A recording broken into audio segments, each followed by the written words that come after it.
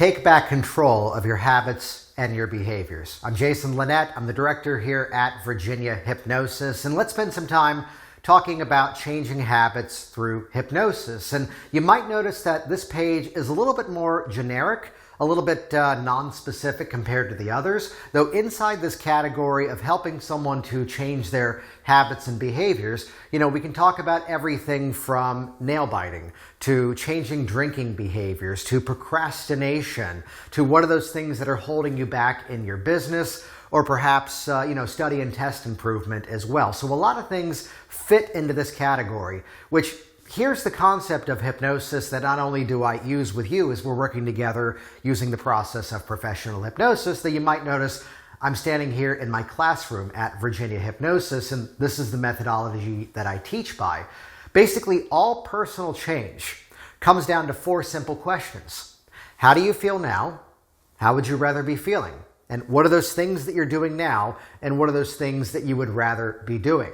So by asking those questions, really, this is what builds that custom process of you and I working together to address this change, which makes me tell a rather interesting story of something that happened many years ago. And I have to give this story a little bit more of an intro. There was a hypnosis instructor that used to tell his students, no matter what someone calls you for, tell them on the phone, oh yeah, we work with that all the time, that's easy. And I could appreciate the sentiment of where that came from. It built confidence in the student. It built confidence in the person they were speaking to. But I didn't like it because I didn't want to lie to people. And what if I had not yet worked on that thing? Well, let's move the story forward. And this woman calls me up and she's doing the game of the slow reveal. She's not quite explaining what it is she'd like to come in for. In fact, she's not even talking about herself at first. She's talking about her husband. And she's explaining there's some things about my husband that I've just discovered now that we're married and we live together, and they're kind of concerning to me. And I jump in right away to explain, if this is something he needs to address, it's better for him to call me directly for me to do this process with him. And she goes, no, it's something I think I need to address instead. So we continue talking, and basically it takes her a while to get around to the topic that when he eats, his jaw clicks. And the noise is really annoying to her. And he refuses to go to the dentist. So basically, she's calling up me to ask, could you hypnotize me so his clicking jaw doesn't bother me anymore? And for the first time ever, I have to tell this woman, oh yeah, we work with that all the time. That's easy. And she goes, really? And I'm like, no, that's weird. But I explain, here's what this is like. There's people with tinnitus, the ringing in the ears, and sometimes there's a physiological reason why that sound is there. Yet we're changing the reaction around it. The same as, well, let's bring this into a concept of nail biting. And here's the guy who goes, well, I see one is kind of imperfect and I chew on it, but then I keep at it and now they're hurt and now sometimes they get infected. Yeah, there's a lovely image. Help me with this. Or people sometimes, one of my favorite phone calls I've ever received, this was a guy who was calling to change his drinking behaviors. And the way that he explained it, I can see why he did this, and maybe you will as well. Because basically he explains, I want you to hear the entire story, because if you heard this just on the first glance, you would think I had a major issue. But I need you to hear everything before you cast judgment. So again, sometimes people play this game where they slowly reveal the issue. Because he explains, I'm having 9 beers a night. However, they're Michelob Ultra or like some sort of extremely light beer. So really, it's the alcohol content of like 2 or 3 decent IPAs, 3 heavier beers. And I'm like, forget the drinking. How much are you going to the bathroom throughout the night? And he's like, that's why I'm calling you. Now, this is a guy who has threatened to go onto my review sites online, like Google and Yelp. And he's threatened to go there and say, 5-star review, Jason Lynette made me drink on purpose, which... let me explain that. Before, it was the because I had it in the house. They'd stock up like Costco or BJ's Wholesale, Sam's Club, that sort of thing. They would buy the beer in a massive quantity, which as a result of what we did, step 1, change the environment. He didn't keep it in the house anymore. And again, the joke being, Jason made me drink on purpose. Instead, what was he doing? If there was a reason he specifically wanted it, if he was out to dinner with his wife, he might have something that complimented his meal. A friend of his had a specific, fancy whiskey, and he had a little bit of that. But now what was previously like 9 a night at times was now maybe 3 or 4 drinks a month.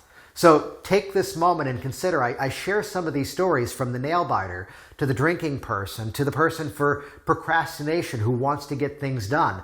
I do a lot of work with entrepreneurs and business owners. And again, this may sound like the jack of all trades type concept, but again, how do you feel now? How would you rather feel? What are those things you're doing now? What are those things you'd rather be doing?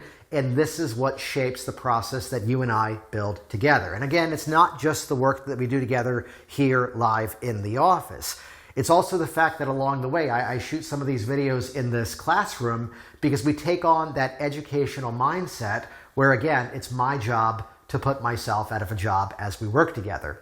I'll be teaching you a variety of self-hypnotic methods, some of which fall into a nice category of things you can do anytime, anywhere, and nobody knows you're doing something. So even if there was the moment where you caught yourself back in that old silly behavior that you're tired of doing, instead now it becomes every reason why I got this. This is going to be easy. The one quick story before I wrap this up. There's a guy who came in one time, and those of you here in Northern Virginia, you know that intersection when you're leaving Washington, D.C., and off to your left, you're leaving DC, you're on 395 South. This is very specific for the locals. But off to your left is the Pentagon. And off to your right is that, I think it's like an Air Force memorial with those 3 prongs going up. My children are convinced there should be a snow globe at the top of it, but I know it's a very important monument. That's the intersection. And he goes, when I was leaving my job in DC commuting home, I used to sit in that spot for hours. You know, just the traffic in that area was atrocious. And this is the guy, he goes, that's where I used to bite my nails. So we kind of built the process around the phrasing that before you even realize it, if the hand ever tries to move to your face with the intention to harm your fingernails, your hand will immediately find something better to do. And yes, we did other work inside of the process, but that was a bit of a theme that just kept, on a bit of a repeat in transitional moments throughout the hypnotic process. We call that compounding. So before you even realize it, if the hand moves to the face with the intention to harm, it'll immediately find something better to do. He's sitting in traffic, and he's sitting there, Pentagon, snow globe holder, and he's there, and the hand does one of these. And he mutters a 2-word compound sentence, 2-compound phrase, that the first word is mother. I'll let your imagination fill in the details. And he then eventually, he pulls over safely and he texts me going, what the hell was that? To which I respond, you're welcome. So it's about creating that new automatic reaction. And again, this isn't just about solving a problem. This is at times helping you create that better solution and moving inside of it, and even better, having the skills to strengthen it on your own. So a little bit longer of a video as I explain this concept of removing unwanted habits and behaviors. So here's your next step. There's no change without change. You could stay in the category of thinking, well, it'd be nice if I did something about this, or eventually I should address this.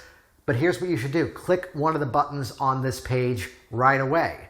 And that's where you can take the next step to getting rid of that unnecessary behavior and building better strategies, better outcomes as soon as possible. I'm Jason Linett. Thanks for watching, and I'll see you soon.